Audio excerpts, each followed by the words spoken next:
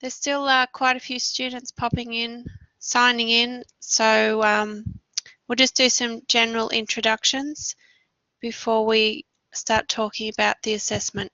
Hi, my name's Carolyn. I'm ELA for Group 5.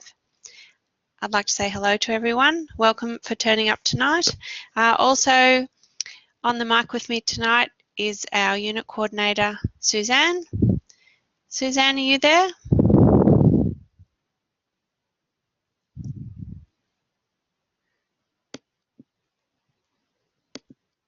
Hi guys, I'm here. Great to be here. Thank you. Hi, Suzanne. In the chat box tonight, we have our 3 other ELAs. We have Sheena. Hi, Sheena.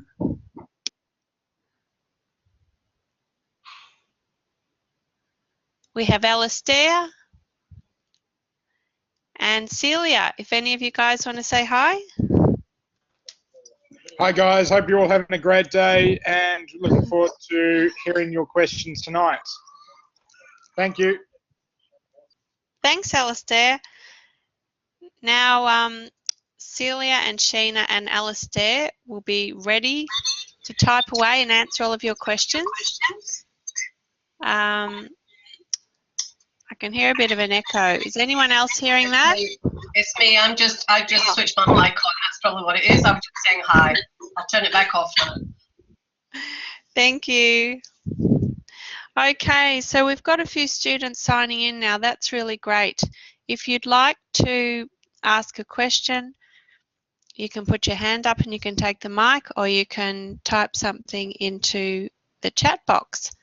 So we hope to see lots of great questions tonight. Now, are we recording? Yes, we are. Thank you, Suzanne. You must have done that.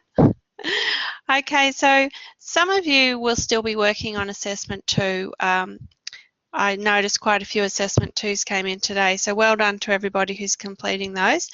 If you are still working on assessment 2, it can be hard to get your head around focusing on assessment 3, but there's only a few more weeks to go in the trimester, and we really need to stay focused and motivated. And I congratulate you all for choosing to study over the Christmas and holiday period. It can be quite a challenge, and also those of you with children at home, it's really difficult to juggle it all. So well done. So there's only a few weeks to go. Assessment 3 is about pulling it all together and showing yourself and us through your work that you've learnt what you've learnt and putting it all together for assessment 3, which is a case analysis. So can you just give me some kind of an indication who has listened to the wonderful podcast that Suzanne recorded?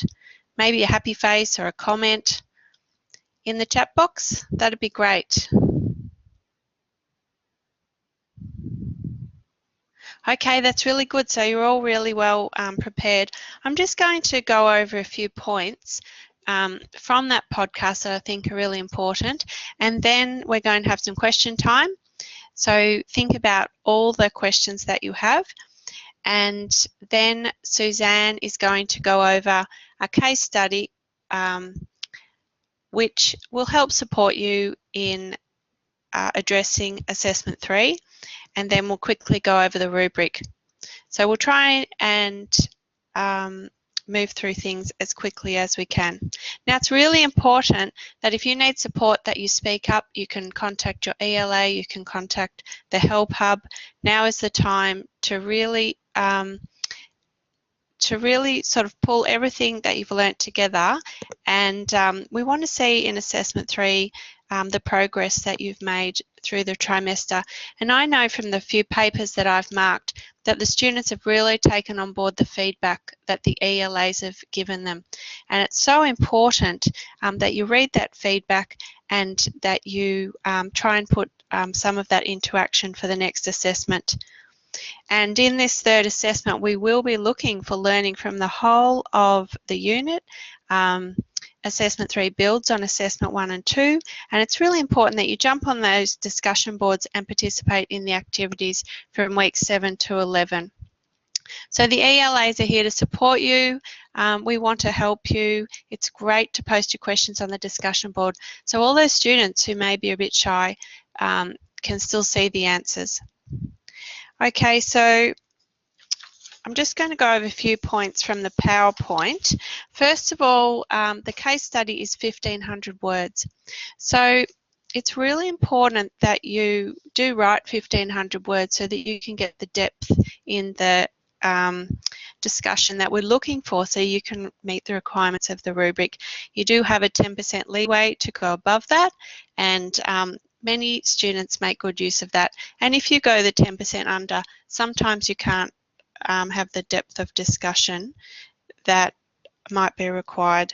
So it's worth 30% of your mark, and today's the 18th of January and the assessment's due on the 6th of February, so that's just a few weeks away. So it's really important that you stay focused and you really have this goal in sight, because the trimester will be over before you know it. And Sheena's right, feel free to jump in with questions at any time. Now, Suzanne made some really good points in the PowerPoint. It's a wonderful resource, and I think that often we get questions on the discussion boards that could have been answered if you've watched the podcast or read the PowerPoint, and often I refer students back to those because it's just a wonderful resource. I like to print the PowerPoint out and write notes actually.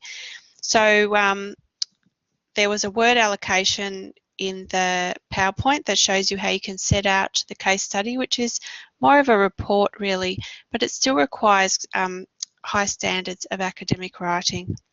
Now,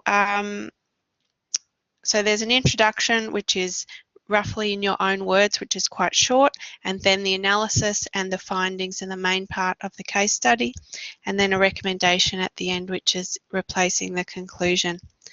And if you have any questions about that, please put your hand up or make a comment, because there are certain things about this report that is a bit different from other assignments. For example, we are expecting paragraphs and, you know, clearly defined sentences in the main part of the report, but in the recommendations you can use some dot points, and it's not like a normal conclusion. We don't want any new information in that recommendation section. You can include some images and appendices, but you won't get any marks for those, and I do remind you to cite everything appropriately. Okay, so this assessment focuses on inclusion. We're looking at the whole classroom. So there's 3 case studies and you to choose one of them. There's Gemma, Ahmed and Balin. I don't know if I've said that right. And we're looking at how you would respond as a teacher. And we're focusing on not only that child, but the child in the context of that class and the learning environment. And we're looking at creating strategies, and we're looking at them from an inclusive point of view and an ethical viewpoint, and we're looking at families, community and support agencies, and how do they support the child. So that's where this assignment is a bit different to other assignments. Now, the last thing that I want to go over before we have all of your questions is there's a really fantastic tip sheet that Suzanne has put together, and I know that I've posted it on my discussion boards, and if the other ELAs haven't, I'm sure they will. But what it does is it just breaks down the whole assessment into a really usable format. It's got heaps of resources for you, and what I really love about it is it's got a lot of suggestions about the analysis section and the 2 main sections, lots of dot points that will support you. I know we're going to get lots of questions on what to put in that section. So I'll hold it up. It's just a 3-page document, and it's got some really, really good information for you. Okay, so we'll move on now to questions. I just need to work out how to change this. Oh, there we go. Burning questions. Yes, thanks, Suzanne. The tip sheet will give you a very clear structure to follow, and that's exactly right. It tells you how many words to put in each section, and it is very prescriptive, and I know it will be a great supportive document. Okay, so burning questions. So you can put your hand up, or you can ask a question. Kylie, word limit is preventing me from adding more than 5 diverse strategies. Is that enough in the findings? Also, is 3 completely different strategies enough for the recommendations, or is that too many? Okay, so Suzanne, do you have a recommendation for that question, please? Sure. Look, I would say there's not a definitive number because it is going to depend on how you approach the case study, but 5 strategies seems certainly enough to me, and also 3 different strategies for the recommendations is also enough, depending on how much detail you put in there in your explanation. But there really isn't a number. But Kylie, I don't. There wouldn't be any issue with the numbers that you're proposing there. I don't, unless anyone else has anything else to add to that. Okay, great question, Kylie. And I would remind you that we're looking for succinct writing, clarity, and quality, as Celia said. Okay, any more questions? This is your chance. It's 5 ELAs.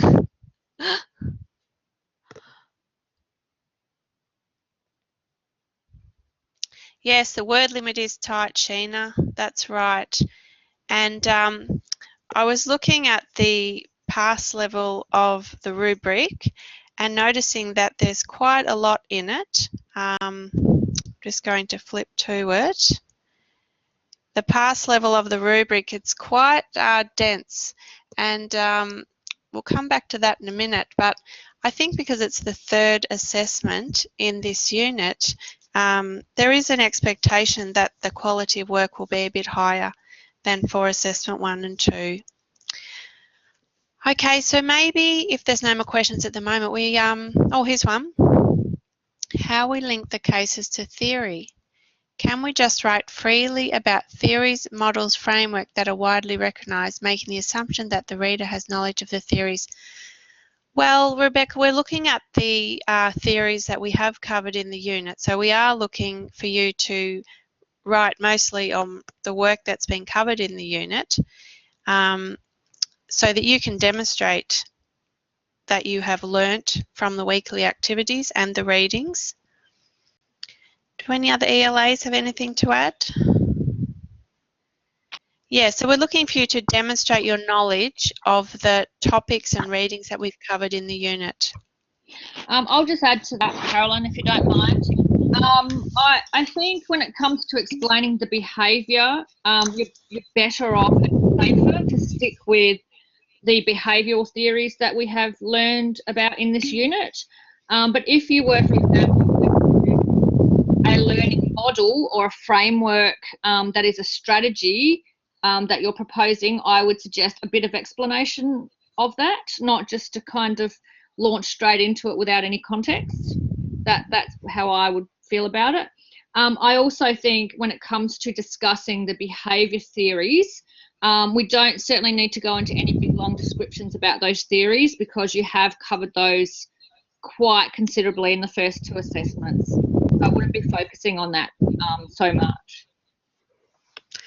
Okay, thanks, Suzanne. And it is a point in the pass grade of the rubric that we have a sound knowledge of behavioural theory, but as Suzanne said, we don't need to have a huge focus on that because we have covered it in assessments 1 and 2.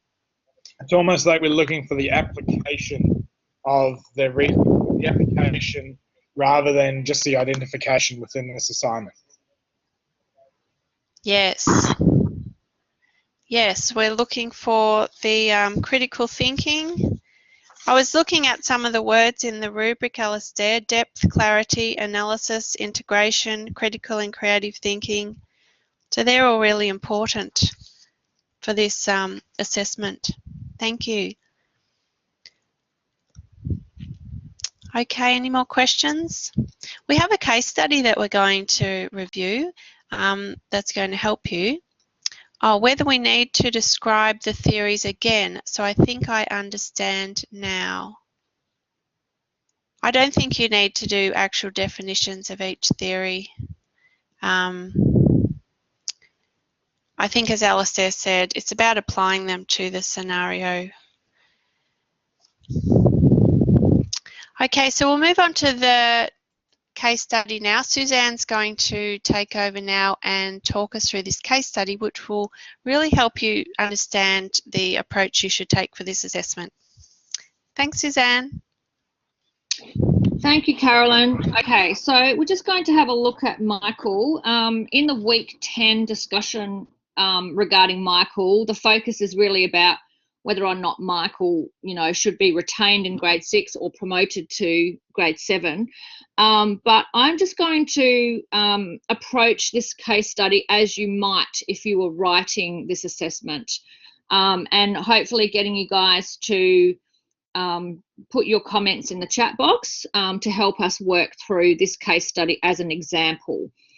So the first thing that you would start with in writing your assessment would be, other than obviously you'll be doing all your research, but in terms of actually writing it, the first thing that you would start with is a quick introduction of your case study. So you would write out the scenario in your own words. So you probably only need about 100 words to do that, and it takes the place of an introduction. So rather than just copying and pasting this scenario, just find a way to paraphrase that and just explain what the scenario is. Yeah, so it's just a 100 word, just use 100 words for that. No, I don't think you need to reference the case study. That's fine. Okay, so then we move on to the next part of the writing, which is the analysis. So in the analysis, you're really having a very close look at what the facts are. So you're looking at what is the evidence in this scenario. Don't speculate on anything here or imagine anything. Just go by what are the facts in this scenario, and you'll basically be analysing what is there in terms of the behaviour. So some of the questions you might ask are quite typical questions that you ask as in your previous assessments. You've done this before. So what are the behaviours that you notice are in this scenario? So I'll just get everybody please to throw in some behaviours that you can see in this scenario here for Michael. So this would be part of the analysis. Okay, so just, anxiety, thank you. Anger management issues, panic attacks, wetting. Yes, antisocial behaviour. Yeah. Okay, any others?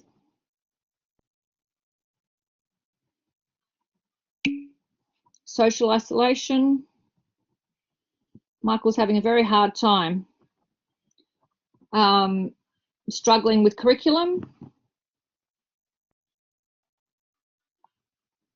Yeah, not connecting with his peers. Okay, so let's just say we've pulled out all of the behaviours. You might ask yourself in this analysis, what links or what patterns are emerging for the child. So what things can you see are working together here? What behaviours maybe are connected or linked? What's going on for the child? So starting to think about what might be possibilities for what is going on here for the child. Would anyone like to have a bit of a go at that? Like, what behaviours do you notice might be linked, or what do you think is going on for this child? And you can use theory to explain it. So definitely struggling with mental health issues. Thank you, Kylie.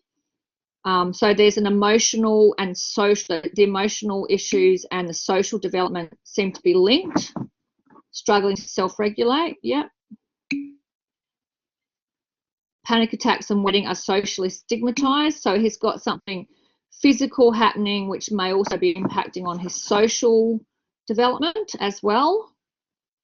Maybe a loss of confidence through all of this, very likely. Yeah, excellent.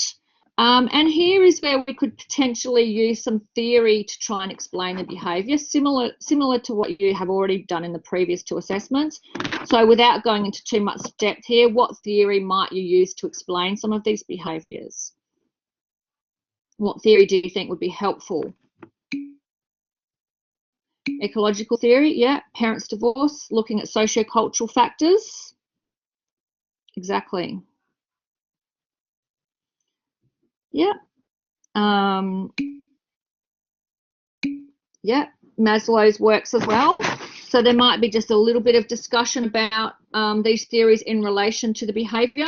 So what we were saying before is don't spend a whole paragraph or 2 telling us what Maslow's theory is, but do tell us how it might help you explain this behaviour.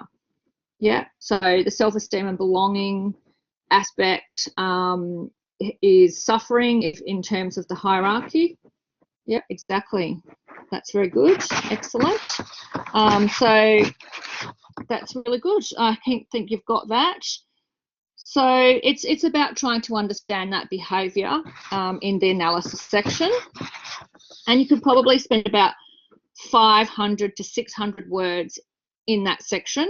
And the criteria that's being assessed here is your knowledge and understanding of behaviours. Okay, then moving on, once you have what you believe is your understanding of the behaviours, what might be causing them, what are the socio-cultural influences, what theory might have helped you to explain the behaviours, then you go on to the findings section. Now, again, the findings section probably can have about 550 to 600 words, and in this section, you're being assessed on the ability to critique and analyse the case study, as well as application for strategies for classroom practice. So a sentence starter might be something like, you know, it is clear that Michael is having trouble academically because blah, blah, blah. And then you start to give some ideas around strategies that might help with supporting Michael. So think about things like what strategies could address the physical environment, for example. Well, let's start with that. What strategies might help Michael around the physical or the learning environment, for example? Routine and procedures. Thank you, Kylie. Yeah, that certainly could be helpful for Michael.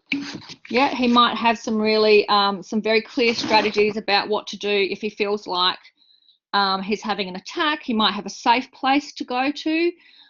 He might have a procedure for going to the toilet. He might be allowed to just go, take a friend and just go and tell the teacher. I mean, you know, there's any number of strategies that you might come up with to make going to the bathroom easier for him. Yeah. Yeah, thank you. That's great, CJ. A bathroom pass, yeah, to make it quick and easy. Excellent. Yeah, it could be to do with the layout of the physical environment as well. Like, is his desk close to the door? As I said before, it could be a safe place for him. He could have, he might be sitting with the way he is seated with his peers might be part of a strategy. Yeah. Great. Okay.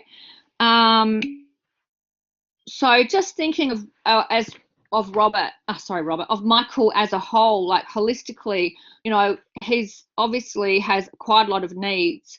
So what other strategies might you consider are helpful to Michael in terms of his social and emotional well-being? What strategies can you think of? This is kind of, this part, the findings is kind of a bit of a brainstorming section, really. It's about thinking about Michael holistically and his needs, and just really coming up with a whole range of strategies.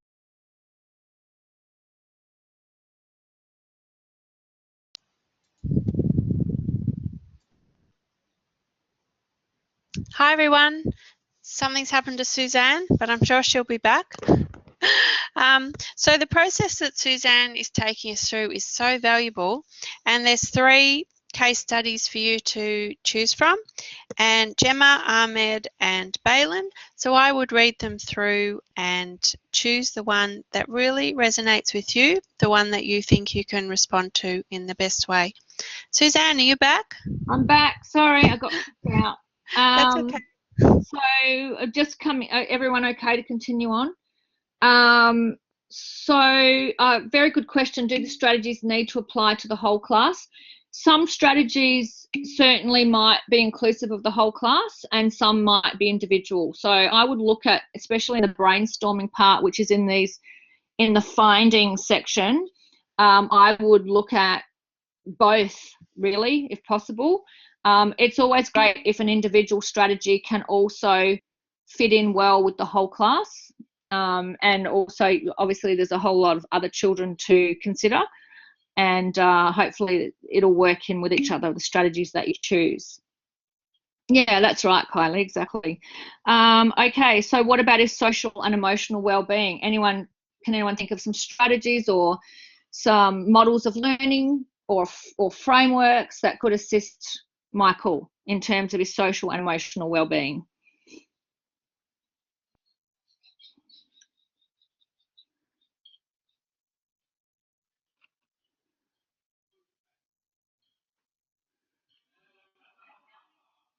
Can you think of any programs at all, potentially? Yeah. Safety plan, thanks, Rebecca. Scouts as an after-school program. Yep, circle time.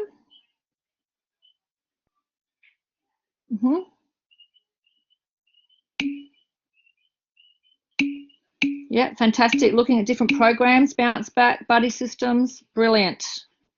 Lots of great ideas for his social and emotional well-being. Yep. Okay, brilliant. Again, you could also look at some academic, some focused learning or academic programs as well as emotional and social programs or learning models, frameworks. This whole section is really like a bit of a considered brainstorm. You can also mention theory without going too much depth about it. You might say something like, for example, the socio-cultural theory suggests that using this strategy would be useful because blah, blah, blah. So really have a think about now how your analysis of your behaviour and your theories work together to inform your strategies. And also, don't forget, we really need to consider, it's important for this assessment to consider strategies around family support and external support agencies as well. So let's have a few quick ideas around that. How could we get perhaps Michael's family involved as a part of the solution, or external agencies or community groups or community agencies? Can we have some ideas around that? Okay, thanks, Kylie. Triple P parenting program. Amazing. Yeah. Any others?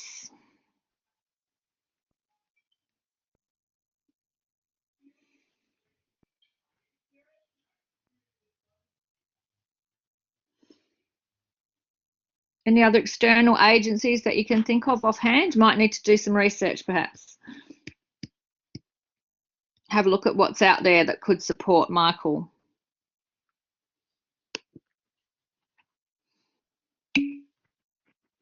Yeah, thanks, CJ. Support agencies for kids of split families. Yeah. There potentially could be another health professional brought in. Yeah, family intervention services program. Thank you. Child first. Yeah, if very serious. Great. Excellent. Yeah, thanks, CJ. All right, these are all really great ideas, but hopefully you get the idea now that this part, which is the finding section, is like a considered brainstorm. I mean, it's not a brainstorm of every possible strategy. It's a brainstorm of strategies that might support Michael in light of your understanding of his behaviour and that link to theory.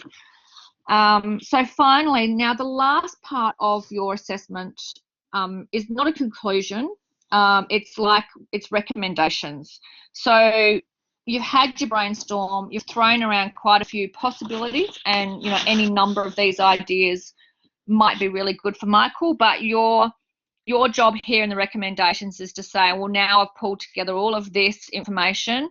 I feel like, the most, you shouldn't be talking in first person, sorry, it is third person writing, but you should now have a look at all those strategies and just pick a few that you think will have the biggest impact. So if you were going to make recommendations to the teacher of the class, these would be the strategies that you would think are most likely to have the most impact on Michael. So you don't have to bring any new information into this section at all. You could pretty much be, 3, 4, 5 very most dot points. What are your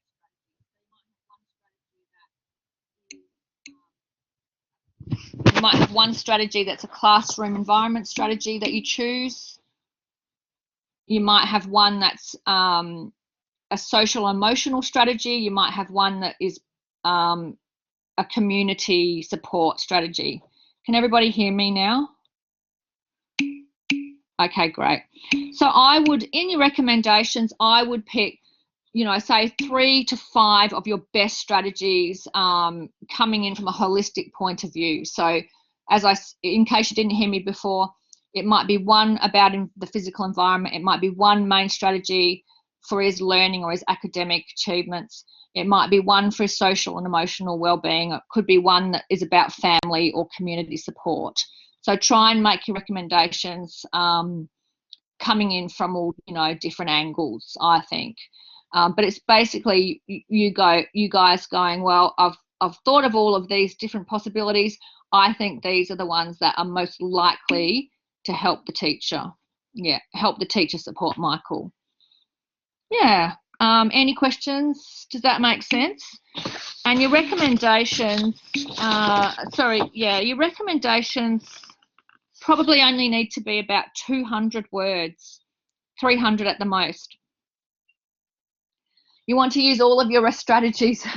Well, it's good to have some backup strategies, Kylie. So you might, if this was a real classroom, you might try 4 or 5, and if 1 or 2 aren't that effective, then you'd use your other ones as backup. Yes, that's exactly right. Your recommendations are taken from what you have discussed in the analysis and the findings. Exactly. Jennifer, I would prefer that you didn't use dot points in the findings in the brainstorming section. That really should be a discussion, because you need to be able to justify why you're choosing those strategies, and if you can also be linking them in with the theory.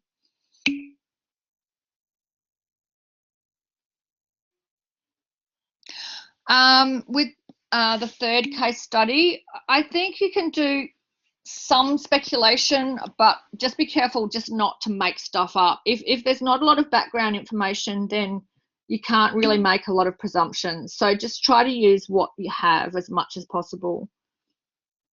Kylie, that's fine as well. If you didn't use dot points in your recommendations, you don't have to. That's fine. Yeah, she's good.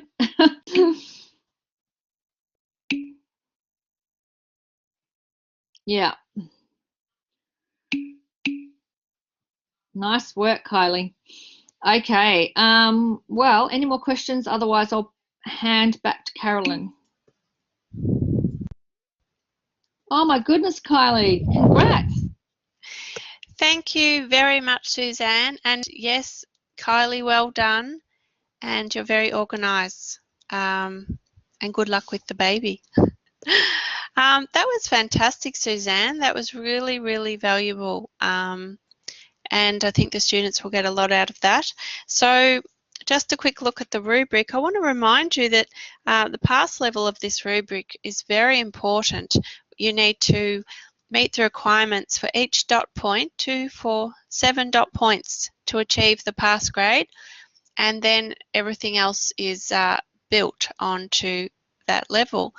The credit distinction, high distinctions, hopefully you'll all be getting up in those higher grades because this is the third assessment.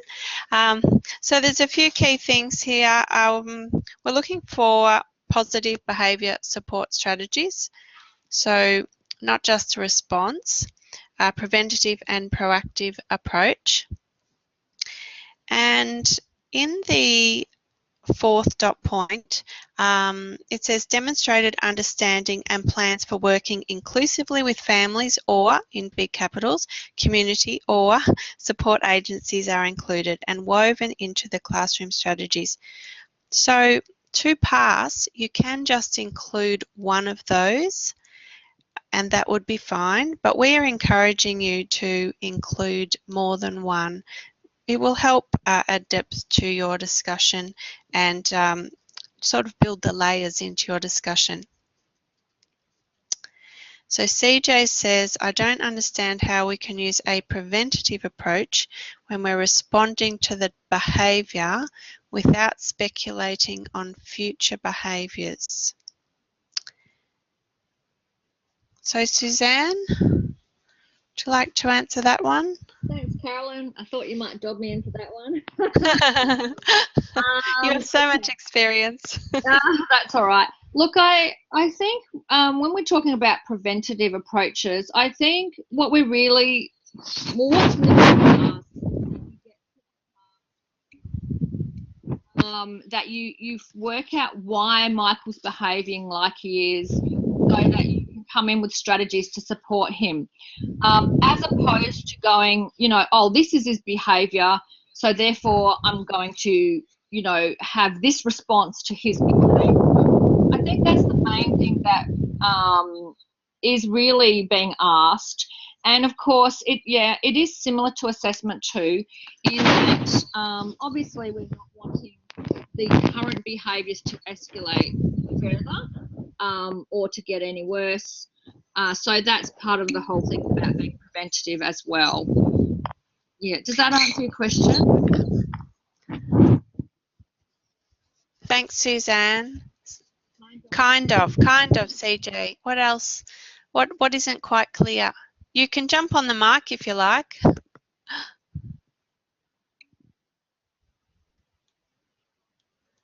So Kylie's put up an example. The SEAL program offers teachers the ability to use different resources as a whole class approach, which is indirectly being used for one student, but has a preventative effect on the rest of the class and ultimately corrects that one student's behaviour and it prevents them from occurring again. Awesome. Great example, Kylie. Yeah. I'll give you another example, see.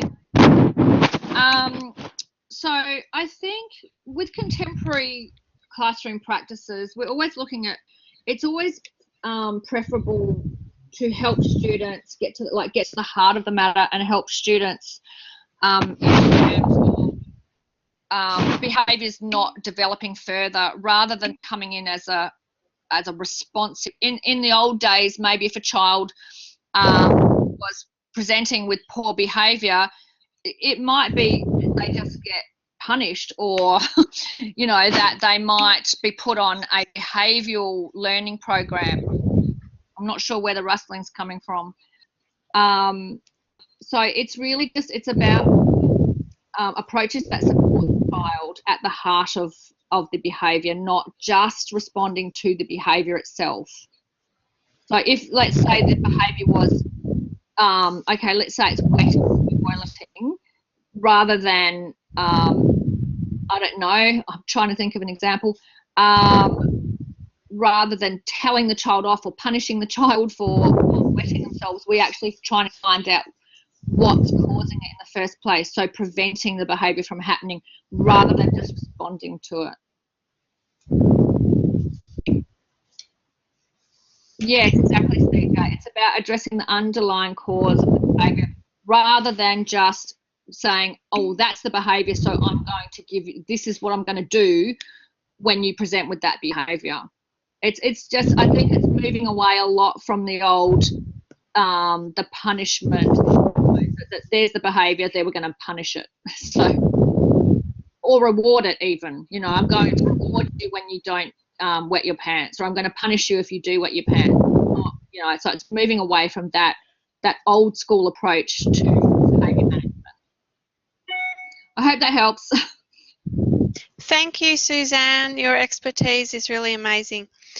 So there's talk of an inclusive approach, so that's very important. Developing capacity to critique and analyse behaviours. So we're really looking for the critical thinking skills that you've learnt across the unit there. And the relationship between theory and the approach to support the learner. So we're looking for the links. So we're not looking for separate chunks of information in this assessment. We're looking for all of the information to be integrated in a cohesive way. So when we move further along the rubric, we're developing those concepts and the words that I said before: depth, clarity, analysis, integration, critical and creative thinking, editing. They're all very important. There's talk in the second point of focusing on the key issues, understanding the key issues and how they're going to support the learner. It's all about the evidence that you bring in, how relevant it is. And as we move up the rubric, we look at really integrating theory and practice, critical and creative thinking, things that your ELAs would have given you feedback on for each assessment.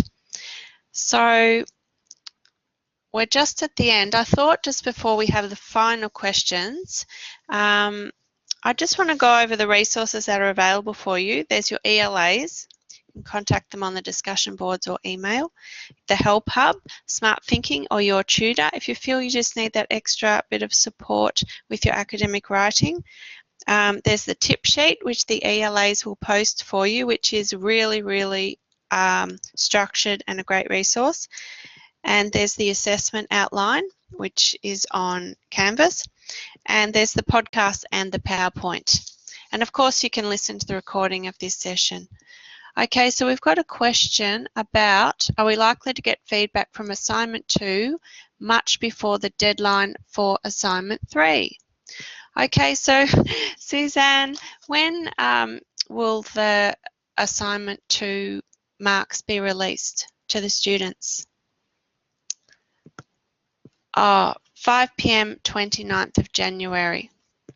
Okay, so that gives you time because assessment 3 isn't due until the 6th of February. Thank you, Suzanne. Okay, do we have any more questions? It's 8:45.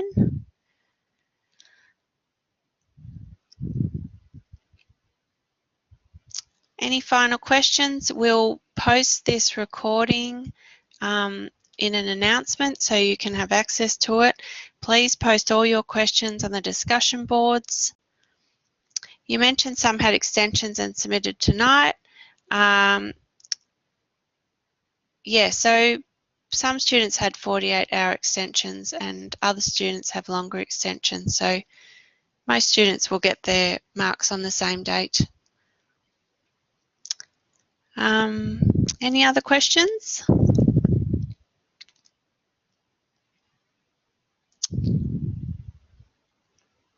You've all been great on the chat box, so busy.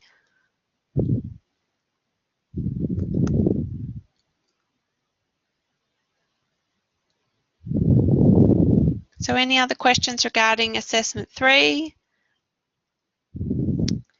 So yes, if an extension is longer than 10 days, it may delay results. So that might just affect a few students.